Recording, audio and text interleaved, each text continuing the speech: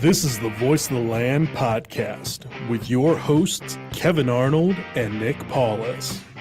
Sundays in the fall just feel better when the Browns win, don't they? Boy, what a day. What a day in Cleveland. A day to celebrate for all Browns fans.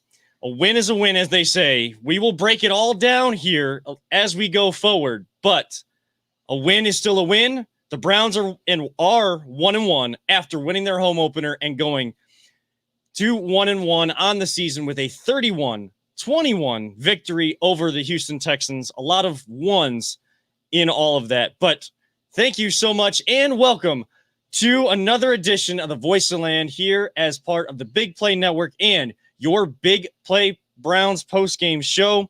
Boy, that's a mouthful sometimes, but we are so happy to be a part of the Big Play Network and to be given the opportunity to be the postgame. Hopefully, if you are tuning in, maybe you got to go out to the Jack Casino today, hang out with some of the guys from the Reflog Show, Nick Padone, some of the other characters, and I know Phil Taylor made an appearance because he will be working with our very own Nick Padone as well. So hopefully you guys got out there for their tailgate for the pregame. And now you're tuned in to the Voice of the Land for postgame. I am one of your hosts, Kevin Arnold. Alongside me now, as always, our co-host during Brown season now, always positive, Jay.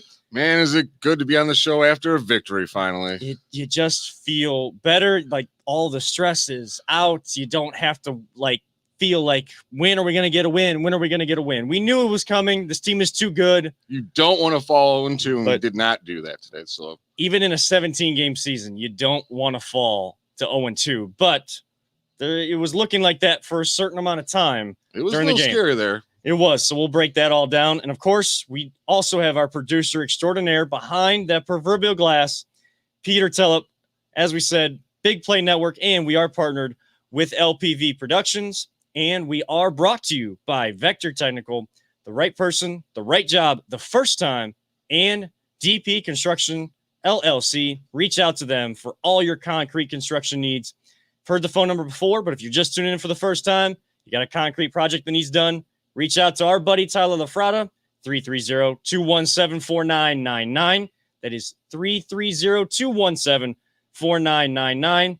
Or just hit him up by email directly, tylerlafrada@gmail.com. Of course, you can follow our show page on Twitter at VTL_pod. Like our Facebook page, Voice of the Land, like the Big Play Facebook page, subscribe to their YouTube channel. You can catch the show on all of those platforms with video. If you just need the audio, you just want to listen to our voices, and you want to re-listen to some of it throughout the week. Major podcast platforms, you've heard it before, Google, Spotify, and Apple. We are Brown-centric here this evening, and just to start things off, Browns 31-21 over the Houston Texans. Jay, you were at the game. Just initial reaction to this game overall. It was a win, so thank God for that. The offense still looks pretty good. We lost Landry to a little bit of an injury, it looks like. We'll see how severe it is. Defense, it needs some work. But overall, again, a win's a win's a win, as we say. A win is a win is a win. We're going to talk a little bit more about that defense as we go forward. There's a lot to talk about with that defense right now. A lot to talk about with the defense, with the injuries. We did post a poll before the game about the concern about injuries. We'll go over the results, but I'm sure the results would change if we were to post that again right now with some of the injuries. Jarvis Landry going out, sprained MCL. He will get an MRI tomorrow morning. They did report that after the game. Kevin Stefanski in his press conference, he did talk about that. You had Malcolm Smith going out for a time. Jadeveon Clowney was limping around for a little while. It seemed like for Houston and Cleveland, guys were just going down left and right, especially in that second half. I wonder if a lot has to do with that heat and humidity down there. It was hot down there. And that sun was just beating on you. Yes, I know. It was beating on me all day today. Well, it was beating on me all day too. Was doing my work. I was out amongst the people. So, trying to keep up with what's going on with the game too, but fulfilling my job responsibilities as well. But I mean, you see a lot more cramping, and then, of course, it gets reported more specifically after the game or later on in the game. The sideline reporters, Nathan Zagura for Browns Radio Network, the CBS guys, they're all on top of that stuff all the time. These are like more intense type injuries, though. I don't know. We'll break it down a little bit more. Peter, I know you and your son were here at the studio watching the game. Better feeling in the studio probably for you guys, right? It was a lot cooler. So Oh. there was that. Must be nice. Yeah. Yeah, it was a little warm when we got in here because with the early game, we got in there early to get some other stuff set up and, be able to watch the whole game. So I forgot that I had the thermostat set to about 80 until about 2 o'clock this afternoon. So when we got in, I'm like, it's a little warm up here, but it cooled off pretty quick. Yeah. It was really hot out there, but again, these guys have been practicing in it since July, and like the sweltering heat when you get into the quote unquote dog days of summer here in Northeast Ohio in the month of August. So they're working through this and they're conditioning in that. Again, it just felt like some of these injuries could have a bigger impact. We'll see once we get more reports. We'll kind of talk about our own concern level with that in the next segment, but just from an offensive standpoint, Jay, as you were kind of watching this game, what did it kind of look like? I know Baker threw that interception. Do you put that on him? I think Schwartz should have fought for that a little better. I mean, obviously, you throw the interception, you're going to get the blame for it. It's going to go on your stats. But it looked like Schwartz quit, and I believe Stefanski pulled him to the side and yelled at him for that. Well, Stefanski, I think, even said something after the game too that he put that on Schwartz. Wants to see him battle for that football a little bit more. Peter, he didn't battle at all for it. I mean, it looked like he saw the defender coming towards him, and like I don't know if he just during the headlights all of a sudden, but yeah, he just stopped. See now, that's the second week in a row too. Because he is a rookie, so right? He's just got to learn from it. Let's learn from our mistakes. Now, last week it didn't go into an interception, but he peeled that route off, and they even talked about it on the broadcast.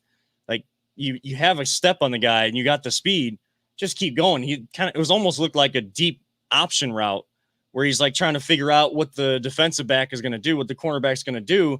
He peels off, but Baker saw he had a step, and that's a touchdown. That's a key play. Again, yes, a rookie, so he's kind of getting used to how guys are going to play him, and especially once you put what he did last week against a really good team in Kansas City, you put that on film.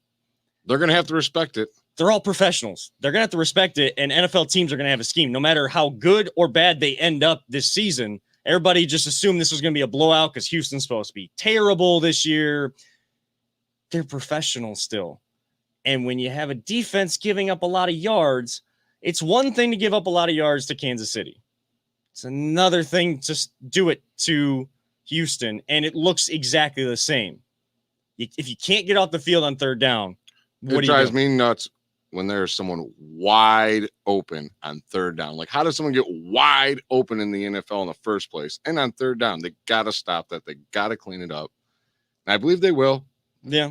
Houston went 7 of 13 on third downs today. So that's a little over 50%. A little bit better than what you gave up to Kansas City last week. I believe it was 9 of 13, close to 70% conversion rate on third down. But it's not even just converting on third down. It's one thing to give up a 3rd and 1 because the offensive line gets a push on that play. And you still got good running backs in the backfield for Houston. You got Mark Ingram. You got David Johnson, Phillip Lindsay, who played very well for Denver for a couple years. And I forget, there was another one that they were like 4 running backs I heard throughout the game, but they're all guys that have had success in the NFL. So they can get you a yard when they need to and kind of follow their blocks in front of them. That's going to happen in the NFL. But if you got a team backed up and you're getting tackles for losses before, like in the 1st and 2nd down, you got them behind the chains. You're 3rd and 13, 3rd and 17. You can't give up 18, 20-yard plays consistently. When you're in those long third downs, this new big, bad defensive line we're supposed to have, you need to put so much pressure on that quarterback there. And I didn't feel like there was at all today. You got to get off the field on third down. Paulus and I talked leading up to this season about how it may take a few weeks for this defense to kind of really come together. You're going to see some flashes, and we saw some flashes from Grant Delpit. Talk about him in the next segment as well. He had a hell of a game. He did. A couple big sacks and the speed, like you're finally seeing that speed that they wanted from that safety position to bring him down into the box or kind of creep up to the line and come off the edge on a delayed blitz. You saw that today. That sack on that backup quarterback, he crushed that dude. He's so lucky his offensive lineman was there just to fall on that ball because he dropped it. He literally obliterated that quarterback. And that's one of the NFL hits or football hits that people want to see, but it's a formed tackle. It's done properly. You can still hit a guy hard. It's a physical sport. You never even seen him coming. That was the best part. You can still hit a guy hard when you form tackle. All these guys that want to launch themselves like torpedoes with their helmets, you get a targeting penalty in the NCAA as much as there is gray area there. That's a whole nother conversation for a whole nother day. But there's a bunch of guys at that level that are just throwing themselves in their helmet first. There's guys in the NFL doing the same thing. Yeah, the speed of the NFL is quick. And sometimes it's tough for a defender to make that quick decision of like, is this guy going to go down? Is he going to, kind of tilt this way, lean this way, and trying to adjust mid sprint to get to the football? You're trying to make a play. You're trying to make a tackle. That's going to happen. But you still see these guys, like, for whatever reason, the technique is, I'm just going to, ram my head and be like the Kool-Aid man. Oh yeah, coming through the wall. That's not good football. You can still make a big, spectacular hit that'll make a highlight reel. You can hit the hit stick and still do it properly. They are so missing an advertising opportunity with the Kool-Aid man. Yeah, they totally are. Busting through stuff in the NFL. Yeah, you're right. You're right. Mentioning penalties, I did like to see. I'm glad they cleaned up a lot of their penalties from last week. This week, it seemed like. How many penalties? I know you have the stats in front of you there. How many penalties for both squads today? We had 5 for 62, and they had 9 for 78. That big one, when the guy spun the ball towards one of our players, and they finally got, what was that? The taunting? Taunting or whatever. Oh, man, I was so glad it was not against us. I've been dreading getting one of those penalties called on us. Well, it's nice to see us not be on that side of it. Depending on how far you go with those things, I have a feeling the Browns are going to be called for that several times everybody's this year. Going to get called for that. Because, like these guys, they make a big play. You spin the ball, you put your arm out, like first down, or, you're going to be excited about making a big play. It's tough to have success in the National Football League. So that kind of play, yes, it worked in our favor today. There's going to be times where it goes against us because the NFL, again, it's the no fun league. Not for long and no fun league. I could totally see Landry getting called for one of those because he's so emotional. When he has a big play, he gets so excited. And I don't like the penalty myself. I think it's a crap penalty. When you're all so emotional and you're putting your body on the line like that and you make an awesome play and you want to get up and flex that first down, I don't see anything wrong with that. No, it's an emotional sport. You're busting your what to make it to that point in your career. The percentage of players that start from Pee Wee and make it all the way to the NFL, very, very low.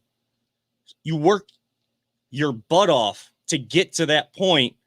And then how physical it is. How other guys have worked their butts off to get there. And they're trying to stay there because it is the not for long league. So you're going to be emotional when you make a big play because, again, it's tough to do. Not every game is going to be a blowout. This isn't high school football where there is a clear discrepancy between two teams out there on the field because the unfortunate talent level or the amount of kids in the school that they can pull from to bring to the team. The NFL, they get the pick of the litter. They get the best of the best. You get to draft them. You get to sign them. Sometimes trade for them. But you get to get the best of the best that make it to that level. So it's tough to win in this league. No matter how good or bad a team may be, it is tough to win. It is a lot tougher to win when you shoot yourself in the foot and you make silly mistakes and you give up third down plays over and over again. I'm not seeing this defense kind of still trying to find chemistry, but making big plays and flashy plays enough of what I thought I was going to see early on in the season. I knew it was going to take time and it wasn't going to be perfect, but I'm seeing the same thing as last year. Can't just get all the talent. Got to coach it. You got to execute it as a player. We will talk about that more on the other side of this break down the defense and some of the key plays, some of the key players like Grant Delpit. We'll talk a little bit more about that. And Jay was at the game. I want to get his thoughts on Kevin Stefanski's ask for the fans to be in their seats on time and be loud the entire game. We'll get his assessment of the energy inside First Energy Stadium on the other side. This is the Voice of the Land, the Big Play Browns postgame show here on the Big Play Network. Whether you're looking to hire new talent or start a new career, Vector Technical has you covered. Vector Technical is a 28-year-old staffing firm that has helped thousands of job seekers advance in their career with reputable partners throughout Northeastern Ohio. Vector Technical is more than just a temp agency. With an above-average hire-in rate of 1 in 4 candidates, Vector works hard to connect the right person with the right opportunity the first time. Vector Technical hires for skilled manufacturing and light industrial work and is sure to have a career that you've been looking for. To learn more, visit our website at www.vectortechnicalinc.com. Welcome back to the Voice of the Land here on the Big Play Network, your Big Play post-game show after every Browns game that we can come on for. Of course, there'll be Thursday night and Monday night games. We only record on Sundays, so we'll give you all those details moving forward. Now, I know normally we are on at 7 o'clock, especially after 1 o'clock games. As you see, I have my Browns hat on, but to prepare for tonight, fiance and I were also going to the Thomas Rhett concert. Thomas Rhett was actually at the Browns game in a suite with fellow country music star Cole Swindell. I believe Riley Green was there as well. So he had some stars coming. I'm sure there was plenty more for this game because this is supposed to be a special year for the Cleveland Browns, and it was the home opener. You lose by 4 to the reigning defending AFC champion Kansas City Chiefs. Everybody's still picking them to be the AFC champs, the Super Bowl champs this year. You lose by 4 when you beat yourself. The hype is still going to be real. The energy is still going to be there. But my energy is in this show already has kind of been geared towards not so good play out of this defense. Jay, I got to ask you, am I being too harsh because it's only 2 games in with all of this talent they added, or are you looking for more out of this defense early in the season as well as they build that chemistry? I was totally looking for a huge defensive game today. And especially when I seen their backup quarterback came in, I wanted them to just shut them down. You spent a lot of money to shore up this defense, and they're just not doing the job like you want them to right now. They're not horrible, but they're not good either. They're not good. We talked about it several times. Yeah, a little bit better on getting off the field on third down, maybe to start the second half. But it just seemed like every single time Houston Texans were behind the chains on third down, they were able to convert. Even with a backup quarterback that I'd never even heard of before. I mean, at least last year, I'd heard of Chad Henne before when he came in to replace Patrick Mahomes in the AFC divisional round playoff game. I'd never heard of this guy. Like, I can't even remember his name right now. Like, that's how much I never knew his name, to be honest with you. I mean, I'll go to the stat book right now. I don't care that people see me. I don't care that people see me on my phone right now looking at these stats. Davis Mills. That's close. I thought it was Hills. Oh, David Mills. Oh, yeah. David I Mills, remember that Davis guy. Mills. Sure. Out of Stanford. Yeah. Oh, yeah. Never heard of him. Playing for the Stanford Trees. Yeah. I stand the man to say, never heard of him. Yes. I definitely never heard of him. As soon as I heard that he was in to start the second half, I was like, who? It's like, we better take care of this game. We better get to 1-1 now. You've had a little bit of the momentum at the end of the first half. You score. I know Baker was dealing with kind of a bum shoulder there after he was trying to make a play on the interception return. Thank God it was his left shoulder. Oh, yeah. Now, I heard kind of the ESPN Cleveland post-game show too, and some of the other post-games, some people mentioning possible like helmet-to-helmet contact. Not necessarily defenseless, but I'm in like the 500s. I couldn't see a helmet-to-helmet contact for my life, to be honest with you. Well, I heard that he was doing that, and then people are thinking like, oh, he's pulling like the ultimate. Oh, yeah, that's what we're saying. Like, let's not get in the concussion tent. Let's say my shoulder hurts so I can avoid that. But I mean, it seemed like something wasn't right, but not necessarily a head injury. It seemed like when he would try to throw, even with it being his left shoulder, it just seemed like something wasn't there. They found success running the football, and this is what this team is based on. But I mean, Baker Mayfield right now is 40 of 49, like 81%. I think the stat was according to Jake Trotter of ESPN. Right now, I have no complaints about Baker Mayfield. I think he's doing great. No complaints because what did he say his job was even a couple years back and all last year? Put his team in a position to win. Put his team in a position to win. Put the ball in the hands of his playmakers. He's got a new playmaker out there.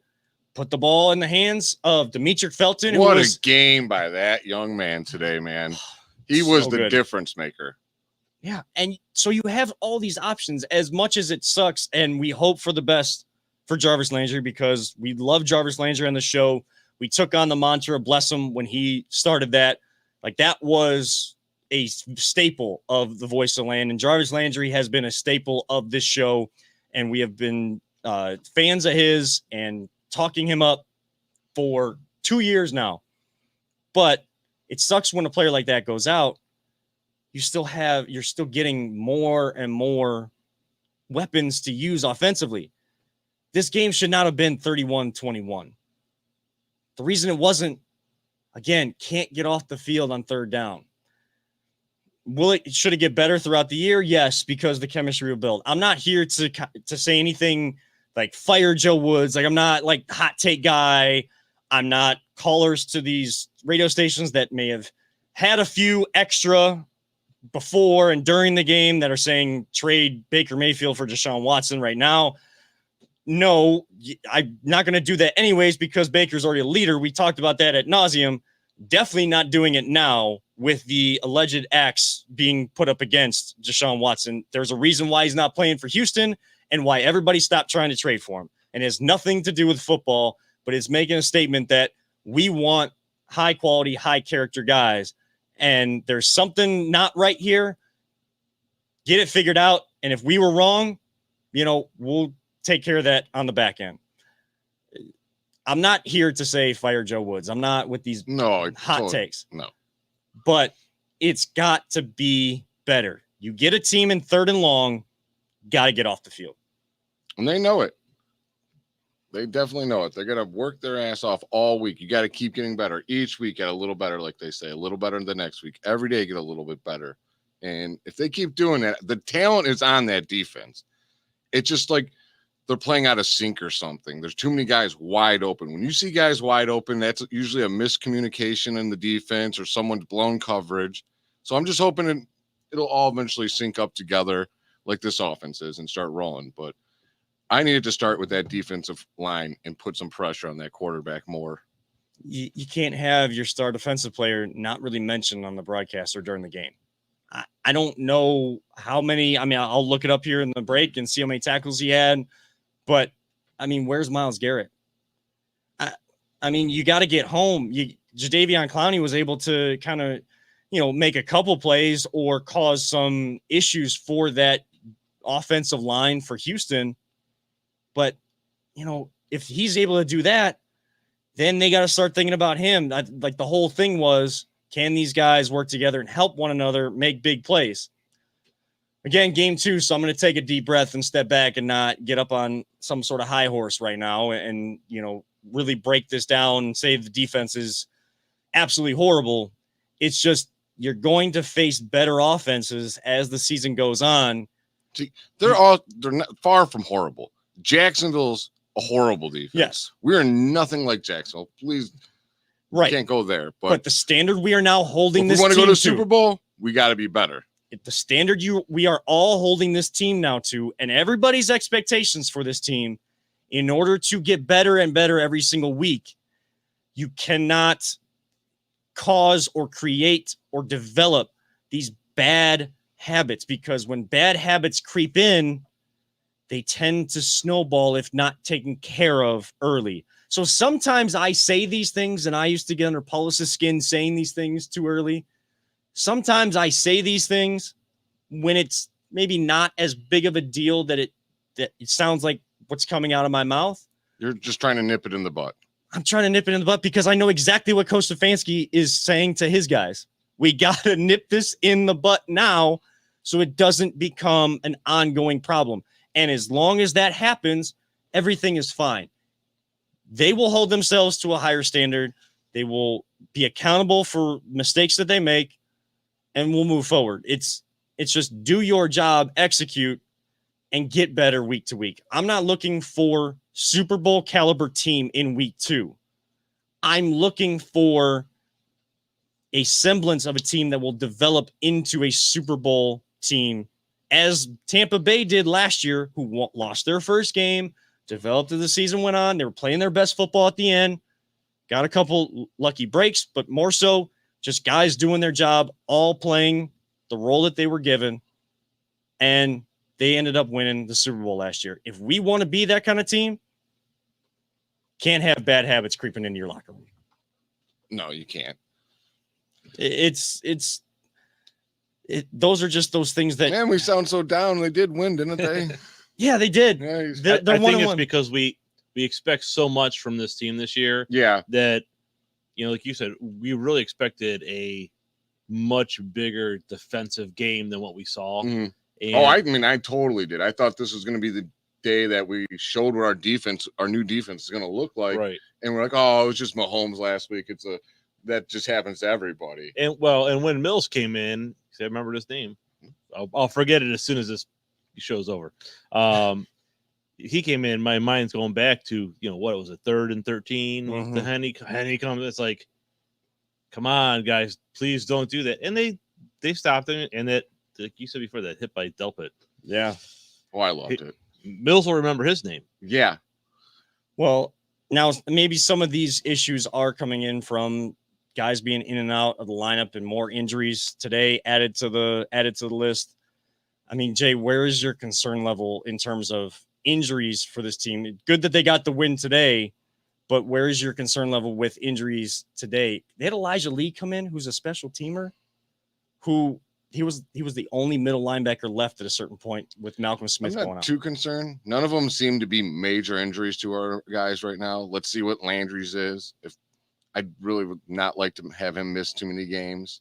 But, I mean, you go around the league, there's some teams that have just taken devastating injuries. We haven't had that happen, thank God. I mean, TJ Watt went out today. Obviously, Tyrod Taylor went out today. Dalton went out today. We need to just stay healthy. Please just stay healthy. Peter, where would you say yours is? Because we posted the poll kind of towards the end of the week as we were kind of getting news about the offensive line, who was going to be in, who was going to be out. Jedrick Wills wasn't able to, he was able to start but not keep playing today. Oh, he came out? That's what I had as coming in. That's what I'd heard on the kind of some of the post-game shows that he was. That's the tough thing about when I go to games. I can't see who's actually on the field. Yeah. I'm like squinting to see what's going on. I mean, my concern still is really our backfield on the defense. Mm-hmm. I mean, I think we're not, on one hand, I don't think we're getting enough pressure on the quarterbacks up front. But when we have, like you said, why in the NFL, why are receivers just wide open? There's either confusion in the backfield or there's some amount of, I don't know, they're just playing way too off of these receivers that, Denzel Ward, we know he can cover. Mm. So it's just, it seems weird to give up so many yards all the time. But I mean, you're Davis Mills or anybody, Patrick Mahomes all the way down to a guy like Davis Mills that you never heard of before. If they have all day to throw, you're going to make them look all pro if you got all day. Yeah. Guys can only cover for so long. So it's got to be, they said last year, we want to marry the run to the pass. Well, this year defensively, you got to marry the pass rush to the pass defense.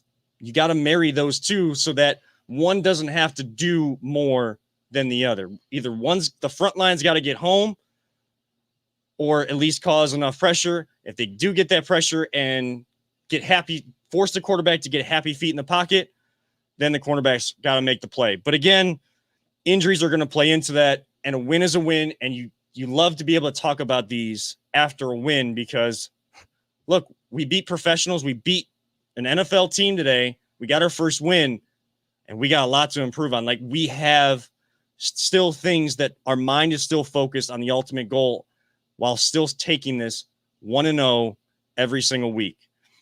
So looking at our fans, I'm sure maybe these results would change, but our VTL poll of the week, sponsored by Vector Technical, the right person, the right job the first time, we asked, as the injury report continues to grow, where is your concern level at right now?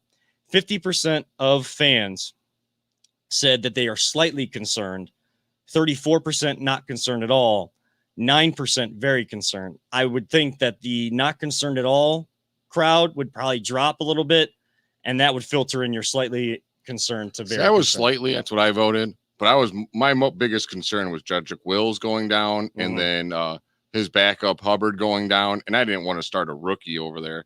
That made me slightly concerned. With like guys like Landry, we got receivers all over this team. He's a hell of a player, and you can't just replace a guy like that. But you do have guys that can step up. I mean, this is a team that buys into the next man up mentality. And when you got a guy like Bill Callahan coaching your offensive line, I trust that he's going to get these guys ready enough to do just enough to not hurt the team, more so just. He proved it last year when all our linemen were hurt in the playoff games. Keep it even keel and just keep the train rolling. And Jedrick Wills did go out. I mean, the rushing attack just got stronger and stronger towards the end, and they finished it off. Started with running, finished with running. That's what you want to see out of this Browns team and this Browns offense. And big plays made by several players. So we will talk about quickly the key plays and key players on the other side of this break, and we will look around the league. As we close out the show, we'll get Jay's take on the kind of the fan experience. Any special stories as he went around town before and around the stadium during the game? We'll get Jay's thoughts on that. But this is our second break of the day. So you know what that means. voiceoftheland.com. You get all the information on the type of gear you can get and exactly where to go to get that. This is the Voice of the Land Big Plays Browns postgame show here on the Big Play Network. Are you struggling to hire the right talent or maybe even find the right career? Vector Technical makes it easy. Since 1992, Vector has provided Ohio employers with a reliable process for hiring and have helped thousands of job seekers advance in their careers. Vector Technical is more than just a temp agency. We invest time to get to know each client and candidate personally. Vector places people in job opportunities that they are truly excited about. Interested in learning more? Visit our website at www.vectortechnicalinc.com to see a full list of our current job opportunities and to find out what Vector Technical can offer you.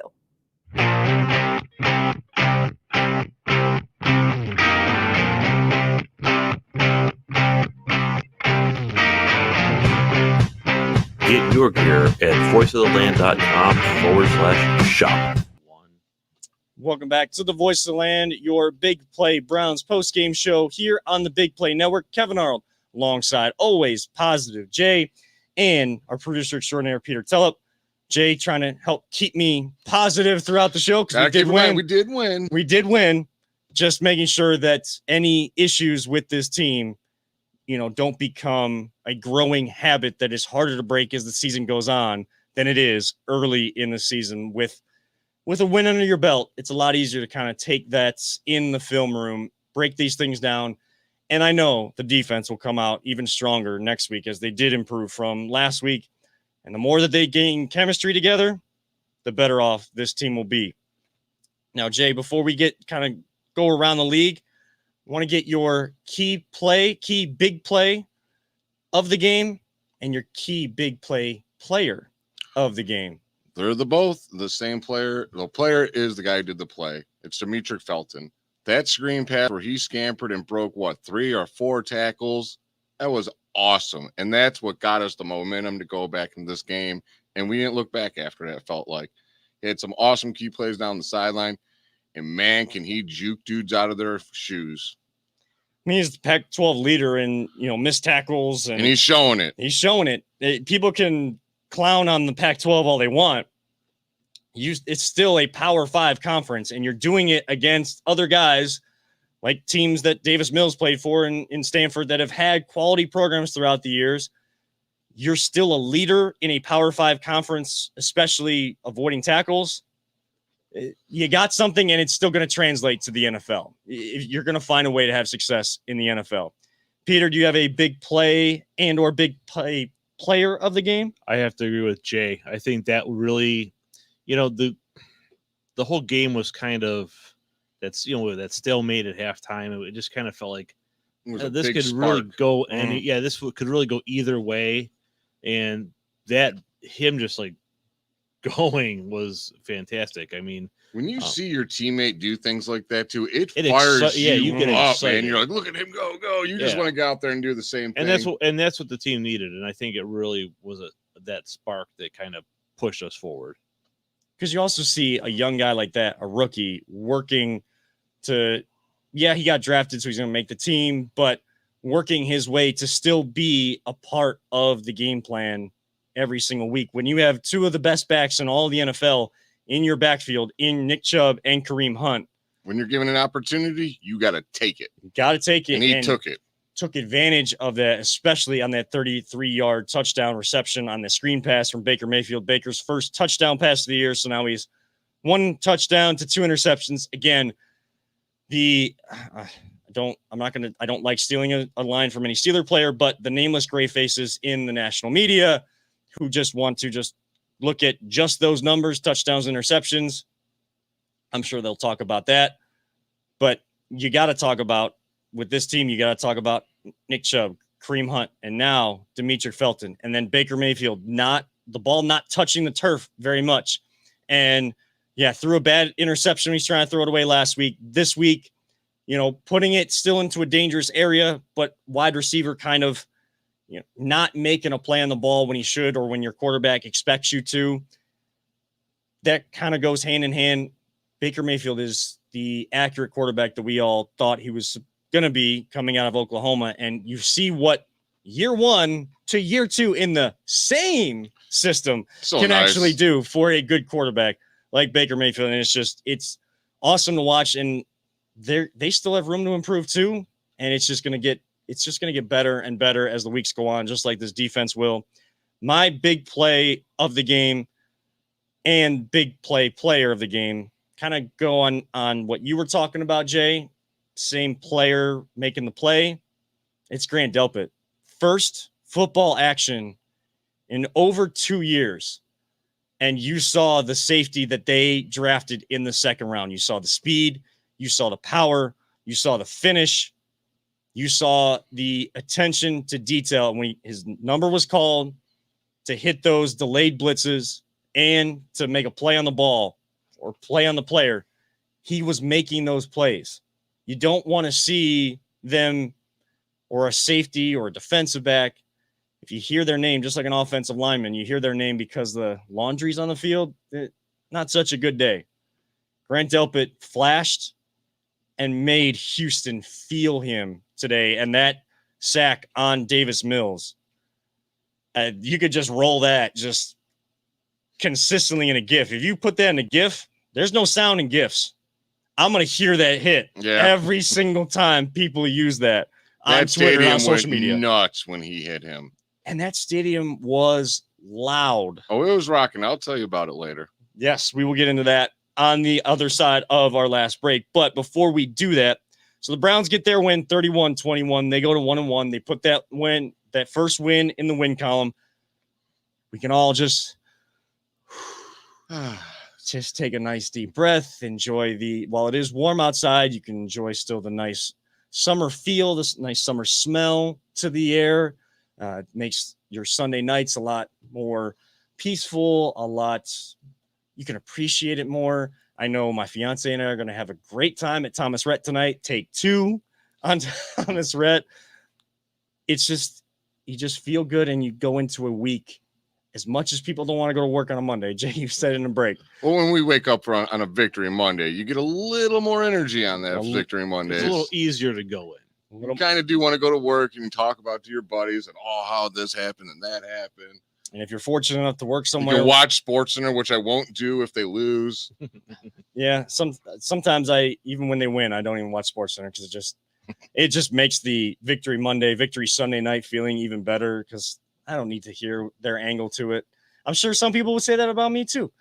I don't care, just like the people on SportsCenter probably don't care what I have to say about that. So, but it feels a lot better. And if you're fortunate enough to work at a place or work downtown, you're going to see plenty of people in their Browns gear on a Monday too. Just get you energized, gets that work week off to the right start. Now, speaking of victory Mondays around the rest of the league, who will be celebrating, who won't be, some key games around the league. We will start in the AFC North.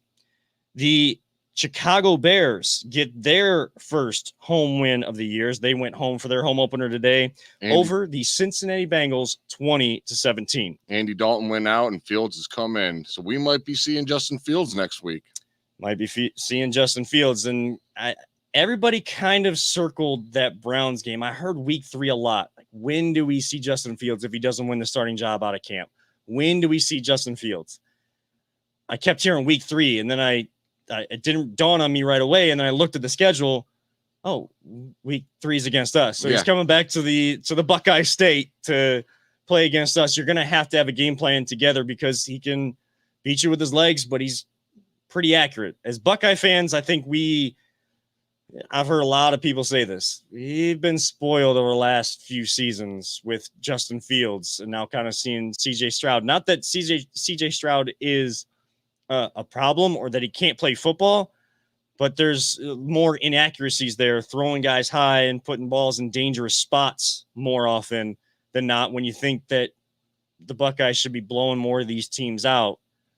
Those kind of mistakes keep you in a game, but again, not used to it because Justin Fields and that wide receiver you that they have down there, and Brian Hartline, what he has done with those recruits every single time, you get spoiled as an Ohio State fan. So always nice to see that. And if he does play next week, it'll be cool to see. But again, Brownstown and Brownstown only. Sorry, Justin, you're going to get booed in the Buckeye State for your first thank time. you for beating the Bengals. We appreciate it. Yeah. Appreciate you beating the Bengals to bring them to 1-1. And the other game impacting the AFC North, the Las Vegas Raiders traveled to Pittsburgh, and Pittsburgh with their home opener, they will not have a victory Monday. And it's always fun to say that the Pittsburgh Steelers fans will not have a victory Monday. They lose 26-17 against the Las Vegas Raiders. And today. they lost TJ Watt to a groin injury, it looks like. And I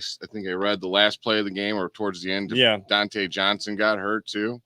I don't wish injuries on anybody. No, it doesn't matter how much we hate Pittsburgh, as I say on this show. When it comes to injuries and anything like that, you don't root for that. If you are someone that does that, it's just not right. Rethink your life, rethink your choices out there if you're someone that does that. But if they happen to lose a few games because this guy's out, I'll take it. Yeah, just if I only think about the scoreline, I see the scoreline and Pittsburgh has less points than the other team because Jay, you said the key to the game is score more points than your opponent, right? Exactly, and they did. Yeah, that was our breakdown last week. It was stellar. It was like we had the best breakdown I think of. The analytics that went into that thought were off the chain. You should be in the Browns. you should have been in the Browns front office during that 1-31. Maybe we'd have had 2-30. Just right to the team. Hey, you want to win, guys? Just score more points on them. It's that easy. It would have helped at that time. I had a Pittsburgh fan that is stationed. They're located in Delaware. When the Browns lost last week, and of course Pittsburgh beat Buffalo, I made a video kind of celebrating the Browns beating Pittsburgh to finally make the playoffs and getting ready for facing them once again to try to win a wild card game, which we did. We kicked their you-know-what. Somebody commented on that post from January 10th, last Monday. So that was September 12th or 13th, right? Yeah. So almost over 9 months later, this person's searching on Facebook, not just Twitter. They're searching on Facebook to comment with pictures of their 6 Super Bowl titles for the Steelers. Well, Kevin, you got to understand something now. We are living in Steeler fans' head for free now. They cannot stand our success. I'm not going to give the guy credit with giving his names. No names, please. I just think that's my exact thought. I was going to respond because no teeth Pittsburgh fan. That's what we'll call them. It was a rough Monday because the Browns had lost, so I wasn't feeling the best. Had to wake up early on Monday, and I was like, you know what? This person isn't worth my time because I can put a smile on my face. Because like you just said, Jay, living rent free in Pittsburgh Steelers heads. Welcome back to the actual Cleveland-Pittsburgh rivalry, everybody. Yep. Going to be a fun ride just like this season. Jay, some of the games around the league, though, that outside the division, which ones kind of piqued your interest or kind of, you said, oh, how did that game go down? The Bills totally bounced back 35-0 over the Dolphins and just laid the smack down on them. Dolphins, they may have would they make the playoffs last year, right?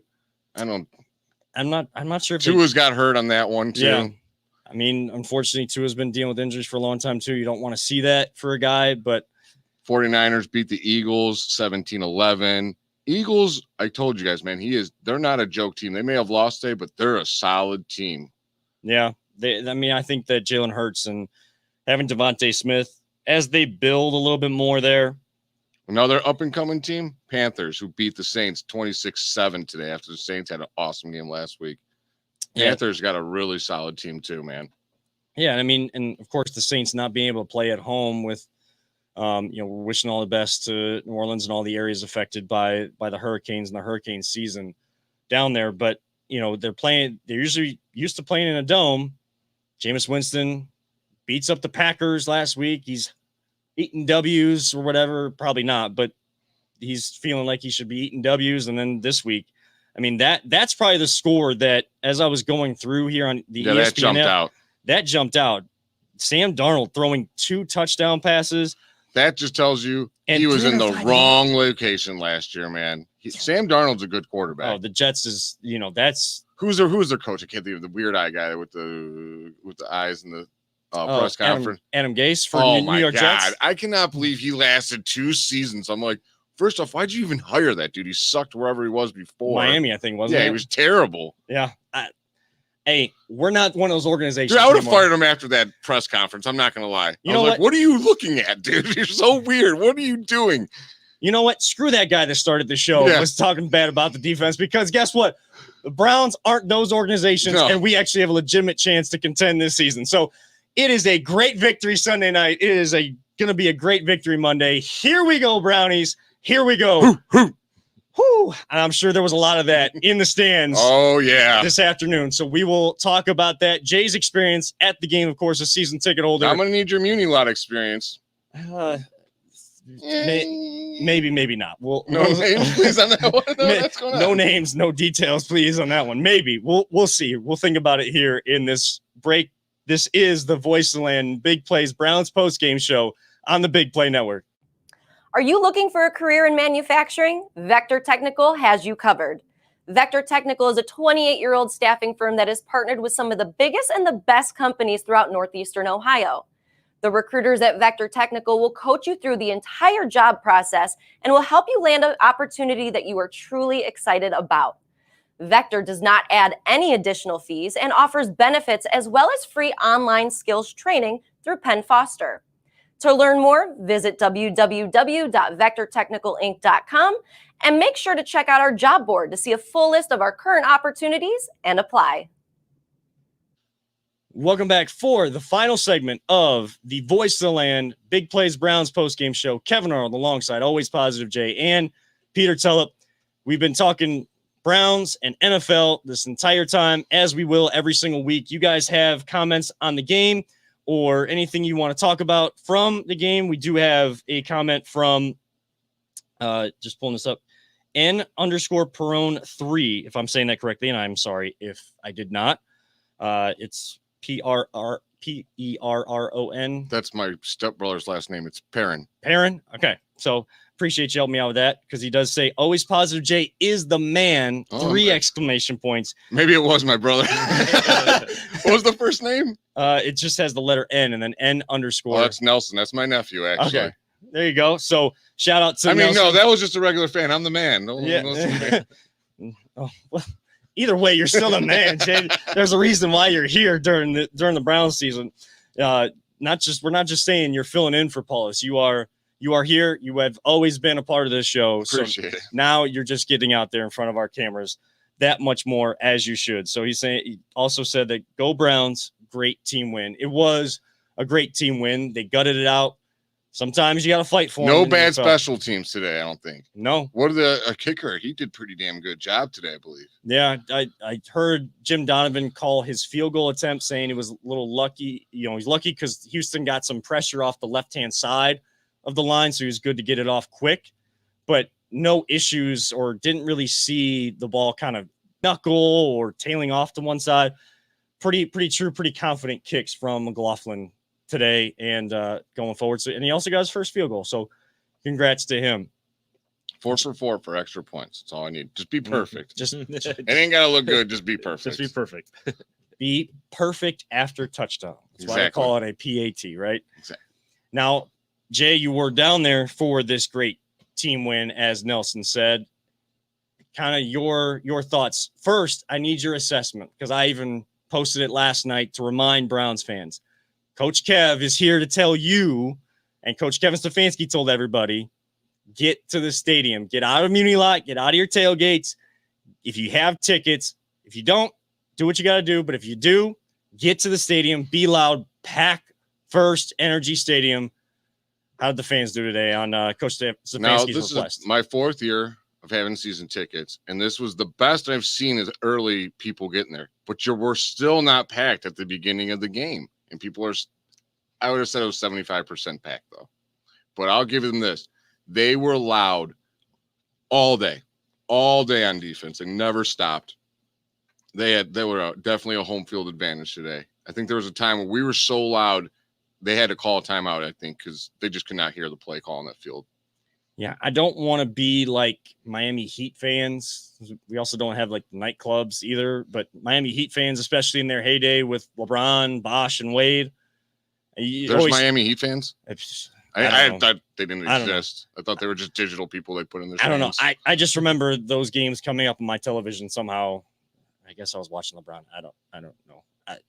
I haven't. It is what it is at this point. But regardless, there were no fans in American Airlines Arena. They never showed up. I don't want to be that kind of fan base, but we make up for it and then some because we are relentless, we are loyal, and we will make you feel us. We will not just make the opposing team feel us.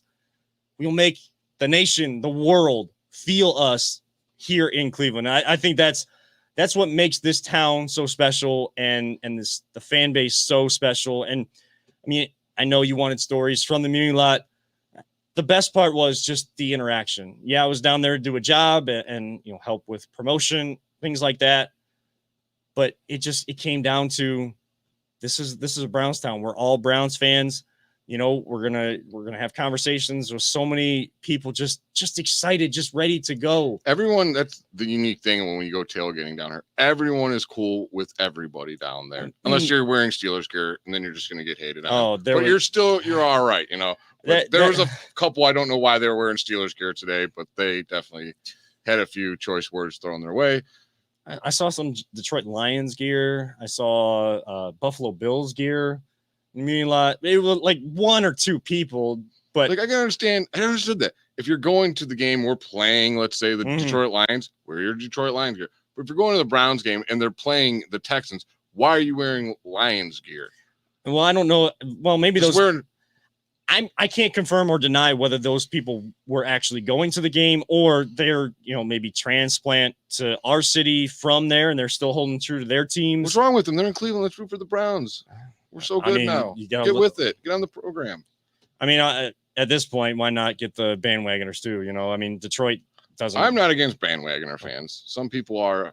I welcome all Browns fans. I want the whole nation to be Browns fans. There's a reason why they said we're not Detroit. Like Mike Paul Jr. said, we're not Detroit. Mhm. You know, I mean, the Detroit Lions fan, just come on over. Like, you like our tailgate now? Turn You saw those what brown we eyes do? blue. Or no, those blue eyes brown. I had that backwards. Yes. I mean, whatever. That was their motto that once we moved, if Was I it? remember correctly. I said, turn your brown eyes blue. So let's flip it on them and Yeah. turn their blue eyes brown. And they can root for some winners. Yeah, you're not too far away, a couple hours away. It's like Jared Goff, Baker Mayfield. Who do you want to root for? Come on. Baker, yeah. Just a little bit. But I think the one story I will tell from the Muni lot, you mentioned. There's always a story from the Muni lot. All right, we're not going like in-depth Muni lot stories because there's probably a lot of those too. There, you mentioned Steelers fans out there tailgating. There was one Steelers fan that was, I don't know if he was part of the one group or he was just walking by, and the people had like a loudspeaker system. They had a microphone, and we're just kind of going through the crowd. And then all we hear is on the microphone, this guy just clowning this Pittsburgh Steelers fan, just relentless, wouldn't stop, found so many different ways. I don't just think roasting him more or less. Roasting him. I can't remember most of it. The other stuff I do remember, I would not repeat on air ever, whether I'm regulated or not. I'm not going to repeat. I'm not going to ever repeat that in front of my kids or anything. So, but it was a good time. And there's so many good people in this town and at those tailgates. I've never tailgated. I've gone to Browns games and I know what that atmosphere is like, but I've never tailgated. I mean, we're walking around. I mean, of course, people are trying to hand us adult beverages. We politely said no, professionally said no, of course, all day, but more so it was the food. I mean, there's bacon. That is what I go for. I'm not a drinker. I'm like you. I never drink, but I go for the food, man. The food down there is just amazing. And when you're walking by, if you're not hungry by the time you get ready to go to a game, something's wrong with you, because there's so many good smells when you walk around those parking lots. I mean, sausages, like different ribs, styles sausages, burgers, hot dogs. Bacon wrap shrimp was out there today. Like there was just, I mean, I could have feasted. It's just so hard to kind of keep track and stay on what we're trying to get done and everything. But thank you to everybody that did see us out there at the Muni lot. Tailgating. Pretty soon we'll be starting a segment where I'll be featuring tailgates and going around and showing off your tailgate, your food, what your RV or bus you got looks like, and interview whoever the owner is and see how and why they got and why they're doing what they're doing. Yeah. So, I mean, if you're a smaller tailgate and you've always had your spot. I'm not just going Muni lot. I'm going everywhere, because Muni lot's great. Don't get me wrong. It is the king of all tailgating spots, but there are so many good lots that have awesome tailgates throughout all downtown. And feels, more quaint, more family oriented type tailgate. So if you have a tailgate out there that no one has ever talked about, you've heard about Muni all the time, but you feel like your smaller, even a smaller tailgate compares or is even better than Muni lot, and the stories you've heard from there, reach out to Jay at AlwaysPositiveJ on Twitter. Reach out to him. He'll be coming around. I know he's got a few lined up already, and we'll be featuring them in a couple weeks. So hurry up, because the spots are going to fill for this year. There's only so many home games. Yeah, there's only 8 left now because we got that extra one. We do have 9, but there's only going to be 8 opportunities left. You'll probably put it together the day of the game. Probably show it the next week. I'll video whatever it is, and then the following week I'll display that one so that I'm not pushing Peter to get something done in 5 minutes. I was going to say, what we could do too is if you get more than what we can show, like one a week, if you get more, we can always add that as extra content on the Voice of the Land site. Yep. Put that on, those clips on there so people can catch them there. We'll shoot them out on Twitter.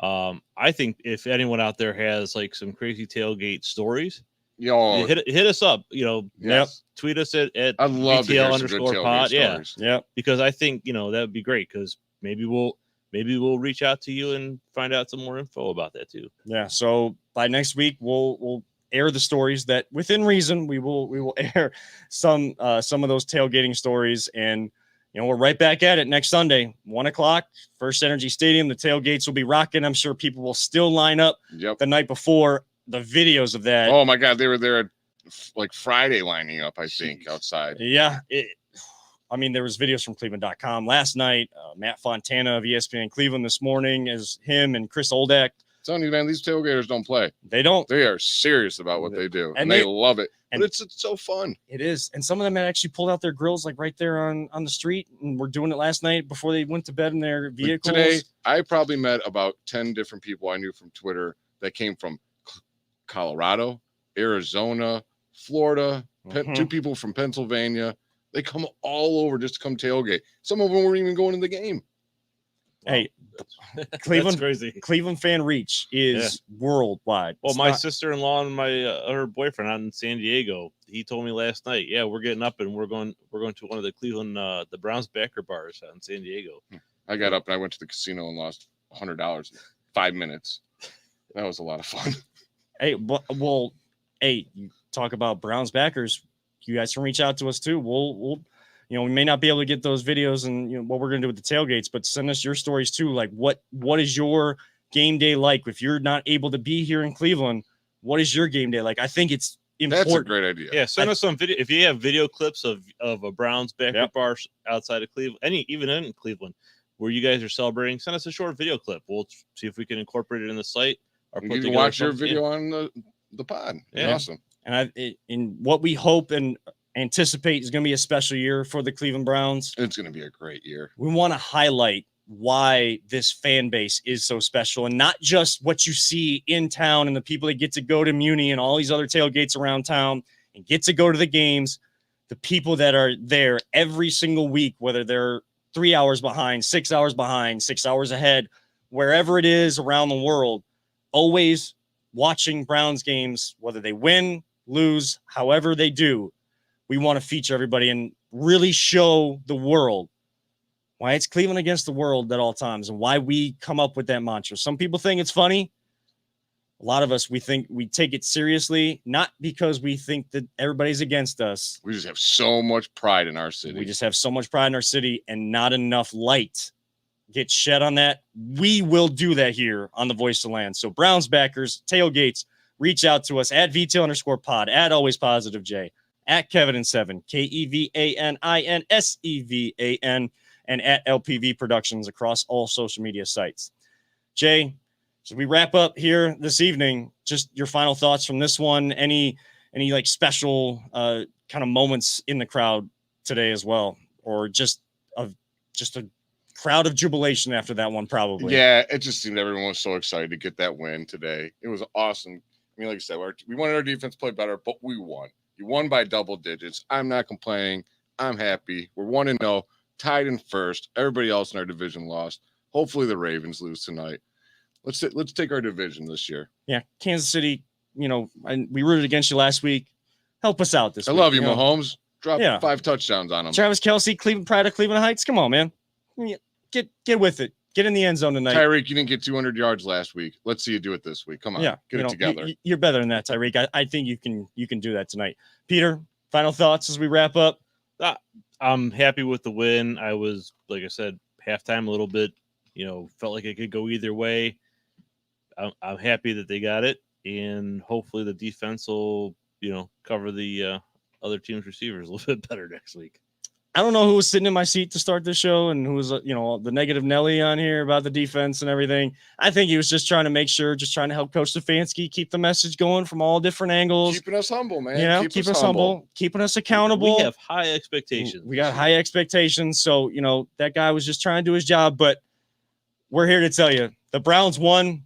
Enjoy it, Cleveland. I'm sure everybody's still out there enjoying it. You might watch this on replay.